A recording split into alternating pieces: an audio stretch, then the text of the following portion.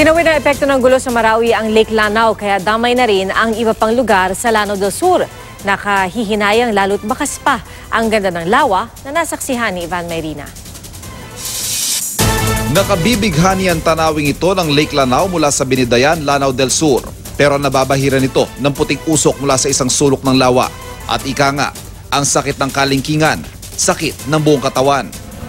Sa Ditsaan, Ramain, katabing bayan ng Marawi, tila pinunit ang dalawang gymnasium na isang airstrike noong gabi ng June 4. Sa bayang ito kung saan marami ang nabubuhay sa pangingisda sa Lake Lanao, nakatenga ang kanilang mga bangka. Dahil posibleng daanan ng mga papatakas sa Mount Isis ang lawa, ipinagbawal ng mga nagpapatrulyang sundalo ang pangingisda. Sa amin yan! Bakit kami pinigilan dito? Iyan lang ang anak buhay namin. Ano ba kayo? Nandirito tayo sa bayan ng Ditsaan, Ramain, katabing bayan lamang ng Marawi City. Sa katunayan mula sa ating kinatatayuan, tanaw ang ilang bahagi ng Marawi City. Dati 10 minuto lamang ang biyahe papunta sa Marawi. Pero dahil sa bakbakan, kailangan nilang umikot palibot ng Lake Lanao na inaabot sila ng 3 hanggang 4 na oras.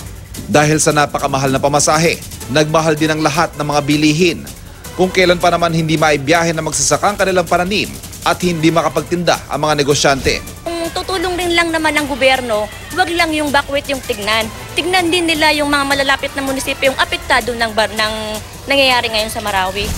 Mula sa Lanao del Sur, ako si Ivan Mayrina, ang inyong saksi.